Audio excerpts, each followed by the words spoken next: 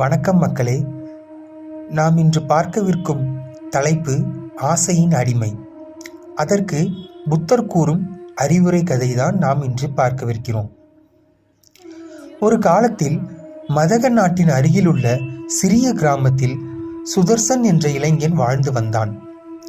அவன் ஏழை குடும்பத்தில் பிறந்திருந்தாலும் மனதில் பெரும் ஆசைகளை வளர்த்து கொண்டிருந்தான். என்னிடம் செல்வம் இருக்க வேண்டும், மக்களால் போற்றப்பட வேண்டும், உயர்ந்த வாழ்க்கை வேண்டும் என்பதே அவனது தினசரி சிந்தனையாக இருந்து கொண்டிருந்தது. சுதர்சன் சிறு வயதிலிருந்தே கடினமாக உழைக்கும் தன்மை கொண்டவன்.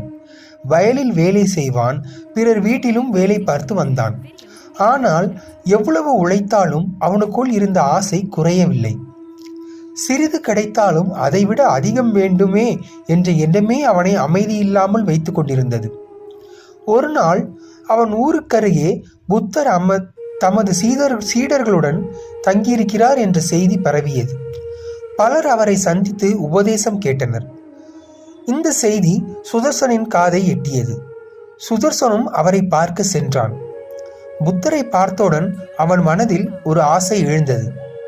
புத்தர் ஒரு வேளை எனக்கு செல்வம் சேர வழி சொல்வாரோ என்ற எண்ணம் அவனை மேலும் ஆர்வமாக்கியது. புத்தர் அமைதியாக மரத்தடியில் அமர்ந்திருந்தார்.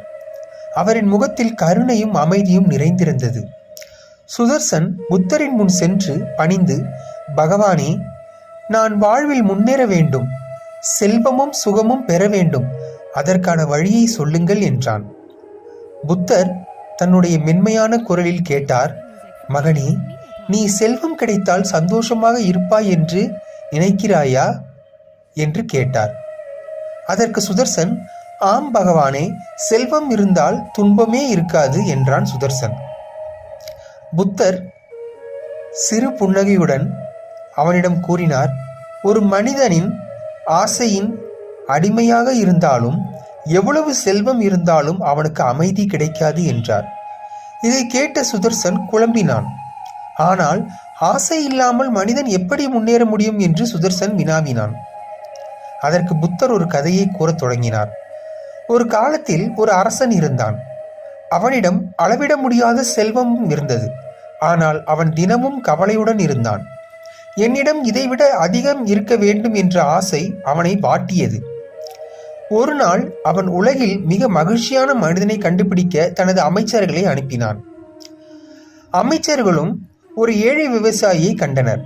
அவன் சிறிய குடிசையில் வாழ்ந்தாலும் முகத்தில் எப்போதும் புன்னகையோடு இருந்தான். அவன் தினமும் கிடைக்கும் உணவை உண்டு மனநிறைவோடு உறங்கினான். அவனிடம் ஆசை இல்லை, நன்றியுணர்வு மட்டுமே இருந்தது. அரசன் இதை கேட்டதும் உணர்ந்தார். செல்வம் துன்பத்தை நீக்கவில்லை, ஆசையே துன்பத்தின் மூல காரணமாக அமைகிறது என்றார். புத்தர் கதையை முடித்த பின்பு, சுதர்சனே, ஆசை தீ போன்றது. அதில் எவ்வளவு எரிபொருள் சேர்த்தாலும் அது மேலும் எரியும். ஆசையை அடக்கிவிட்டால் மனிதன் தன் அடிமையாகி விடுவான் என்றார். சுதர்சன் தலை குனிந்தான். அவன் வாழ்க்கை கண்முன் வந்து நின்றது. சிறிது கிடைத்தாலும் திருப்தி இல்லாமல் ஓடிய நாட்கள் நினைவுக்கு வந்தன. பகவானே, நான் என்ன செய்ய வேண்டும் என்று பணிவுடன் புத்தரிடம் கேட்டான். அதற்கு புத்தர் சொன்னார், உழை, ஆனால் ஆசைக்கு அடிமையாகாதே. கிடைத்ததில் நன்றி கொள், பிறருடன் ஒப்பிடுவதை விட்டுவிடு. மனதை அடக்கினால் துன்பமே தானே விலகும். அன்றைய தினத்திலிருந்து சுதர்சன் தனது வாழ்க்கையை மாற்றினான். அவன் உழைப்பை விட்டுவிடவில்லை, ஆனால் பேராசையை விட்டுவிட்டான். கிடைத்ததை ஏற்றுக்கொண்டு பிறருக்கு உதவத் தொடங்கினான். காலம் சென்றது. அவன் வாழ்க்கை மெதுவாக மேம்பட்டது. ஆனால் அதைவிட முக்கியமாக அவன் மனம் அமைதி அடைந்தது. செல்வம் இருந்தாலும் சரி, இல்லாவிட்டாலும் சரி, அவன் மகிழ்ச்சியாக வாழ கற்றுக்கொண்டான். ஒரு நாள் அவன் புத்தரை நினைத்து மனதிற்குள் வணங்கினான். ஆசையை வென்றவனே உண்மையான செல்வன் என்ற புத்தரின் அறிவுரையை அவன் வாழ்வின் வழிகாட்டியாக மாறியது. நெறி. ஆசைக்கு அடிமையாக வாழ்பவன் எப்போதும் துன்பத்தில் இருப்பான். ஆசையை அடக்கி திருப்தியுடன் வாழ்பவனே உண்மையான மகிழ்ச்சியை அடைவான். இந்த கதை உங்களுக்கு பிடிச்சிருந்துச்சுன்னா இந்த வீடியோவை லைக் பண்ணுங்க. இன்னும் இது மாதிரி நிறைய வீடியோக்கள் உங்களுக்கு வேணும்னா என் சேனலை சப்ஸ்கிரைப் பண்ணுங்க. மறக்காம பெல் பட்டனையும் கிளிக் பண்ணிக்கோங்க. அப்புறம் உங்களுடைய நண்பர்களுக்கும் இதை ஷேர் பண்ணுங்கள். நன்றி, வணக்கம்.